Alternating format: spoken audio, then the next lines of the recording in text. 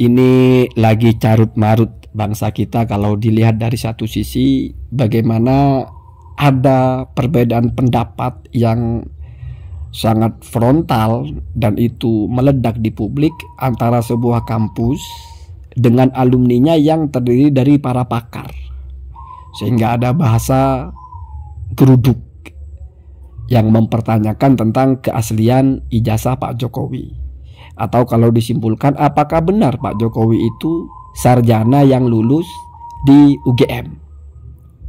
Kenapa? Karena korelasi antara ijazah asli, oh berarti benar-benar lulus. Kalau ijazahnya palsu, oh berarti tidak pernah lulus. Kira-kira seperti itu. Tetapi pada akhirnya, nanti saya akan bicara dua hal di sini yang sangat penting. Ya. Pada akhirnya sepertinya deadlock. Dari pertemuan itu tidak ada hal yang mengembirakan. Semuanya hanya statement-statement saja. Bahkan mungkin akan dibawa ke pengadilan. Ketika kita bicara pengadilan, apakah keputusan pengadilan itu adalah kebenaran yang pasti benar? Ya wallahu alam, Pak. Pengadilan itu yang memutuskan hakim. Beberapa waktu yang lalu kita dengar banyak hakim ditangkap-tangkepin karena nerima suap. Logika aja. Hakim disuap itu kira-kira untuk memutuskan sesuatu dengan benar apa tidak? Ya tidak. Artinya hakim bisa disuap. Keputusan bisa dipengaruhi. Itu satu poin. Walaupun ya kita tetap harus punya trust, selama tidak terbukti hakim itu disuap berarti keputusannya adalah benar. Tapi ada yang lebih simpel sebetulnya, yaitu sudut pandang syariat. Bagaimana kalau memandang status apakah Jokowi ini benar-benar lulus dari UGM secara syariat? Syariat itu simpel sekali. Ketika orang sedang mengklaim, jadi Pak Jokowi ketika mengatakan saya alumni UGM, itu mengklaim namanya, itu mudda'i namanya. Berarti Pak Jokowi butuh saksi atau butuh bukti. Syariat itu simpel. Kita kalau mengutip kepada jumhur ulama yang disebut dengan bayyinah, liyatabayyana bihal haq, sebuah bukti yang akan membuat kebenaran itu nyata, itu adalah asy-syahadah minasyuhud atau minasyahidaini. Kesaksian dari beberapa saksi. Ya Jokowi kan sudah sering kali mengundang teman-temannya, sudah sering kita dengar teman-temannya berstatement, iya Jokowi benar kuliah, iya Jokowi benar sebangku dengan saya, iya Jokowi benar dan sebagainya. Selesai, Pak. Tapi pertanyaannya apakah berarti benar-benar Jokowi itu alumni? Ya wallahu a'lam. Kenapa saya bilang wallahu a'lam? Karena syariat itu bicara secara dohir, bukan hakikatul amri. Sehingga ada konsep saksi bohong, ada konsep dosa orang yang memberikan kesaksian palsu. Itu urusan dia dengan Tuhan. Ada yang lebih ekstrim misalnya, kita tahu dalam syariat itu seseorang akan divonis berzina ketika dituduh misalnya, dan yang menuduh bisa menghadirkan 4 orang saksi yang melihat. Sekarang bagaimana ukurannya untuk menetapkan 4 orang saksi itu melihat? Ya pernyataan mereka yang 4 itu, Pak, kami bersaksi melihat dengan mata kepala bahwa Maman dan Markona melakukan perzinahan. Sudah cukup itu. Berarti kan bergantung sepenuhnya kepada 4 orang ini. Apakah mungkin 4 orang ini bohong? Mungkin sekali, Pak. Apa jaminannya mereka tidak bohong? Ya tetapi, yaitu batasan syariat. Pada kenyataannya, tumpuan utamanya, yaitu saksi, tidak butuh saksi. Artinya 4 orang ini mengklaim dirinya menyaksikan perzinahan itu, tidak butuh saksi lagi. Karena kalau butuh saksi lagi, wah, jadi muter-muter. Apa saksinya kalau kalian menyaksikan perzinahan itu? Ada saksinya, Pak, saya. Terus apa saksinya kalau kamu menyaksikan dia sedang jadi nggak mundobit namanya itu. Jadi rancu syariatnya. Syariat nggak begitu. Jadi kalau kita bicara syariat, nggak bicara font ijazahnya begini, nggak bicara mana ijazahnya, nggak ada itu. Setidaknya kalau ikut jumhur sudah cukup disebut bayyinah, yaitu kesaksian. Justru kalau dibalik misalnya, mereka yang mengatakan Jokowi tidak pernah kuliah, apa saksinya? Dia ungkap ijazahnya begini, ijazahnya begitu.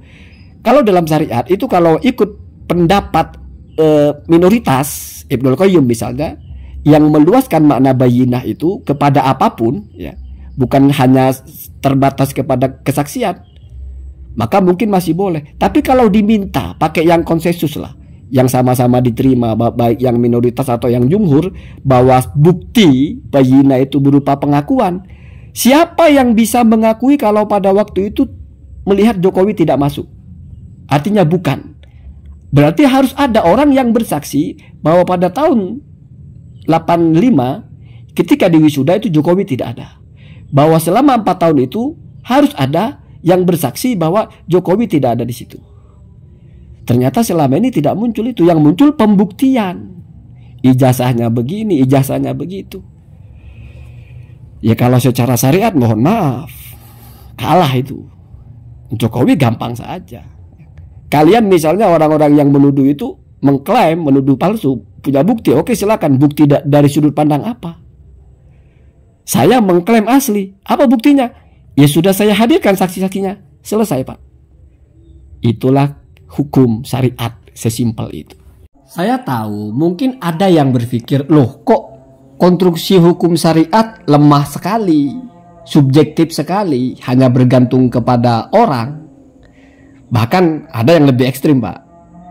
Sebuah tuduhan itu, kalau yang dituduh sudah mengaku, itu sudah nggak butuh bukti.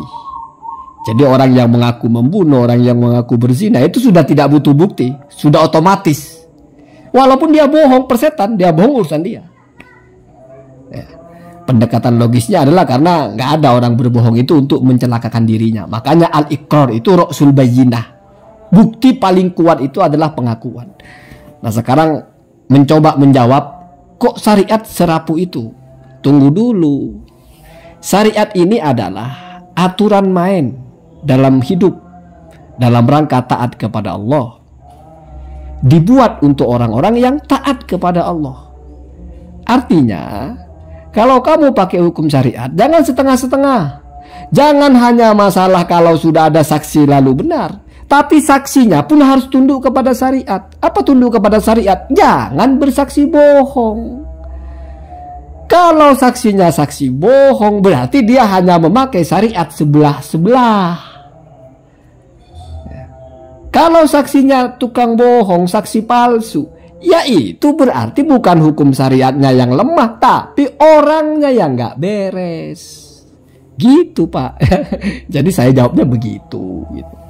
Jadi hukum syariat itu dibangun untuk orang itu menjadi baik. Maka kalau terapkan hukum syariat itu total, kamu baik. Nggak akan ada ketidakadilan. Ketika butuh saksi, memang orang yang akan bersaksi dengan benar. Ya kalau saksinya saksi bohong, masalahnya bukan di hukum syariatnya, tapi di saksinya tidak taat kepada syariat.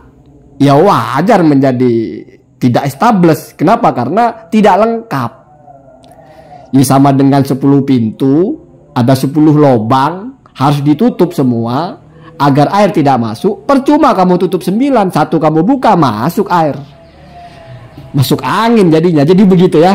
Jadi kalau kita bicara syariat itu, hukumnya itu adalah hukum dohir, hukum yang selesai, dan itu memang tidak mengakses apakah benar-benar terjadi atau tidak. Ketika ada kemungkinan ada saksi bohong, berarti kan ada Pak sesuatu yang secara syariat divonis A ternyata aslinya B. Nggak ada masalah, jangankan itu Pak, keimanan saja ada bahasa itu, mukminun indallah, kafirun indannas. Status yang paling urgen situ. Ada orang-orang yang di mata manusia dihukumi bukan orang beriman, mati tidak disolatkan, tidak boleh didoakan, tidak boleh Allahumma firlahu. Padahal di mata Allah dia beriman. Misalnya orang yang bersyahadat diam-diam, di mata Allah sah selama dia benar-benar bersyahadat. Tapi di mata kita, kalau dia misalnya terlahir dari non-muslim, kita belum pernah melihat dia mu'alaf, ya kita hukumi non-muslim. Padahal dia mukmin indallah. Sebaliknya Pak, ada mukminun indannas, kafirun indallah. Ada orang yang kita taunya muslim, ikut sholat. Sekali aja kita pernah lihat dia sholat. pernah dengar dia bersyahadat, padahal dalam hatinya dia tidak percaya kepada Allah. Dia ingkar, dia itu kafirun indallah, mu'minun indanas. Kita doakan Allahumma firlahu. Ini berlaku hukum begini. Bahkan Rasulullah mempraktekkan bagaimana hukum itu secara dohir. Ketika ada seorang sahabat menebas lawannya, padahal lawannya itu sudah bersyahadat lah bahasanya, ditegur oleh Nabi, kenapa kamu tebas orang itu? Bukankah dia sudah beriman? Kata sahabat, maqalahu illa muta'awwidan. Ya Rasulullah, ya kira-kira begitu ya. Dia itu berucap begitu hanya berlindung ya Rasul. Bohong itu. Oleh Rasul ditanya, apa kamu sudah membelah dadanya? Kita ini diperintahkan, umirna an nahkuma bid-dawahir. Kita menghukumi apa yang kita lihat. Kalau perkara bagaimana yang sebenarnya, wallahu yatawalla bisarair, itu urusan Allah. Bahkan Nabi dialognya sangat logis pada waktu itu. 3 kali diulang, apa kamu sudah membelah dadanya? Sampai-sampai sahabat ini menjawab, memangnya kalau saya belah, apa saya bisa tahu isinya ya Rasul? Ditempas oleh Nabi, lah itulah. Kamu ini bagaimana? Kamu belah pun kamu tidak akan tahu, tapi kamu tolak yang kamu dengar. Terus berbasis apa kamu menghukumi dia? Tidak beriman secara tulus, orang kamu tidak akan pernah tahu. Maka akses terjauh kamu tahu dia beriman ya dari lisannya, karena kamu tidak akan mungkin tahu hatinya walaupun kamu belah. Jadi kalau ada orang bilang belahlah dadaku, itu bullshit itu. Dibelah pun gak akan nampak di situ ada cinta gitu ya. Itu kalau kita bicara, Nabi sudah mengajarkan, kamu dibelah pun gak akan kelihatan. Jadi begitu. Kenapa harus begini? Karena syariat biar jalan. Dalam jual beli itu ada tarodin namanya. Harus saling rela. Yang menjual rela, yang membeli rela. Rela itu kan hati, Pak. Bagaimana kita bisa tahu hati orang? Ya kita dengar ucapannya. Makanya ada akad. Saya jual, saya beli. Itu bukti dia rela. Perkara dalam hatinya keberatan, urusan dia. Yang jelas dia sudah mengatakan saya jual, berarti sudah dihukumi rela. Jadi apa-apa yang berkaitan dengan hati, berkaitan dengan orang lain, kita harus menetapkan hukum dari yang dohir. Kenapa? Karena asas hukum itu harus dohir. Apa-apa yang tersembunyi yang tidak mungkin diketahui orang lain, tidak mungkin menjadi asas hukum. Kita mau menghukumi orang berdasarkan suara hatinya, nggak bisa. Makanya ada kaidah itu, Rasul kholal al-hukmu alama fi suduril bashar. Jadi puncak dari kekeliruan adalah ketika kamu membangun hukum kepada seseorang berbasiskan apa yang ada di dalam hatinya. Tidak bisa begitu. Makanya syariat ini establish ya. Kalau yang menjalankan adalah orang-orang yang memang dijalankan secara utuh.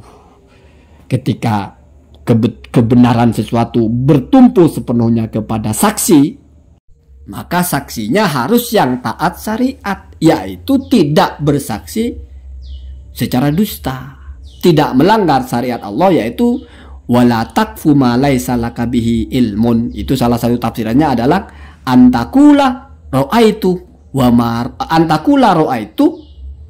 ma ra'aitah. Kira-kira begitu ya.